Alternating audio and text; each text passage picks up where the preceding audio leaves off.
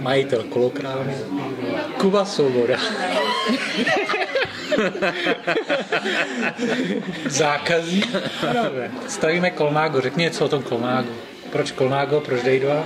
Krátce ho představ. M10 se mi líbí, že nemá žádný zahnutý šavle a prostě takový, je to takový trošku jako klasický rám, no.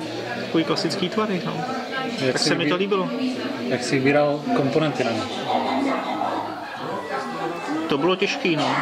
Furt jsem se rozhadoval mezi Kampou a Durou, no. Co vyhrálo? No, tady mistr mi přesvědčil, že prej Dura funguje.